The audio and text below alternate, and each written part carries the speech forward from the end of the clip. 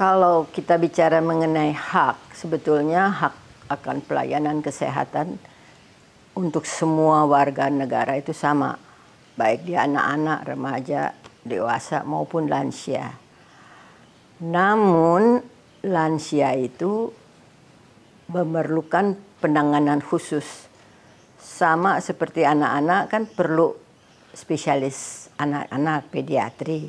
Nah, untuk lansia itu diperlukan spesialis mengenai lansia, yaitu geriatrician, ahli geriatri. Itu yang utama. Karena lansia itu yang beda dengan pasien dewasa lainnya, karena mereka punya penurunan fungsional, kognitif, dan macam-macamnya, bisa ada penyakit bawaan, NCD. Jadi mereka perlu penanganan khusus secara komprehensif dan profesional yang bisa diberikan oleh seorang geriatrician. Ya, nomor satu tentu Kementerian Kesehatan ya, karena mereka yang bergerak di bidang kesehatan masyarakat ya. Nomor satu tentu kesehatan, tapi tidak cukup hanya dengan kesehatan, dengan akademisi, kemudian dengan lingkungan, masyarakat, bahkan keluarga ya, yang perlu kerjasama, dan akhirnya lansia itu sendiri. Ya, kami karena sudah sering advokasi dengan Kementerian Kesehatan, memang undang-undang sudah ada, Permenkes juga sudah ada, baik mengenai geriatri maupun puskesmas.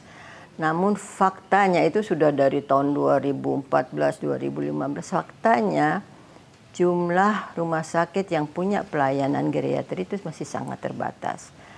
Informasi yang kami dapat dari Pergemi, dari sekian ribu rumah sakit di Indonesia, baru 10 kota besar, 10 provinsi yang memiliki pelayanan geriatri sesuai dengan Permenkes itu.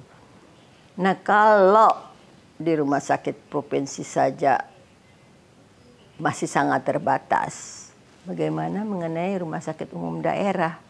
Jadi masih banyak yang perlu ditangani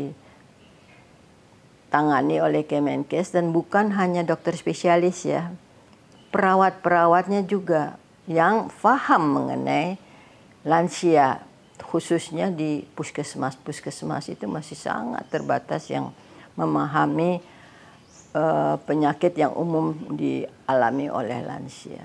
Jadi harapan kita tentu bertambahnya SDM yang terlatih, baik dokter maupun perawat, dan puskesmas yang betul-betul melayani pasien lansia dan mengerti, paham kebutuhan lansia itu.